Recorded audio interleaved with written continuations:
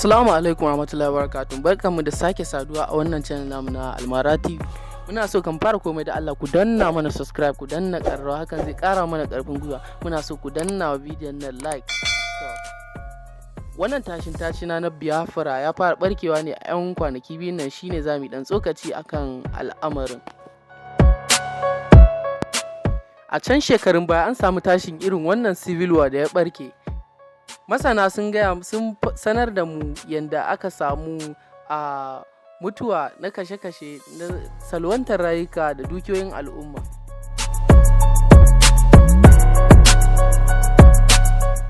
Bacin matasan da suke goyon bayan wannan har da dattijai waɗanda su ma suna daga cikin hafsoshin sojojin wato Biafra na dagewa sai an raba ƙasar nan.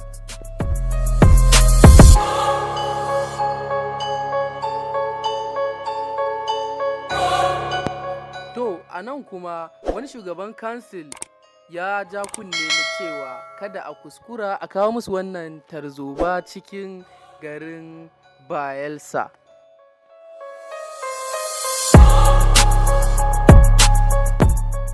A inda ƙari ga hakan ya ci alwashin taka birki ga duk wanda ya yi yunƙuri na kawo wannan tafiya ta a wannan ɗin Biafra a garin nasu na Bayelsa.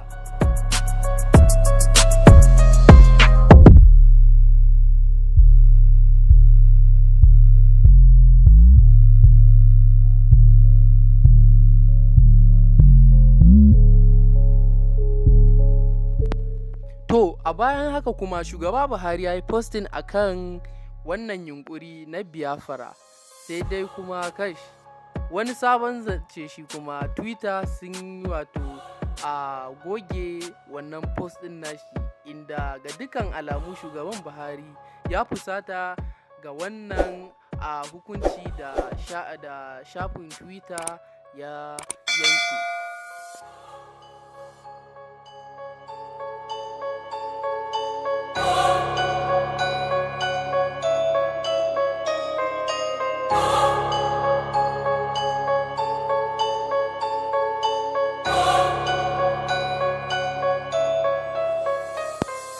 To ina ga inda za mu ɗiga aya kenan a wannan. Ku tare mu a gaba domin samun cikakkun labarai da updates na abubuwan da ke faruwa insha Allah. Mun gode.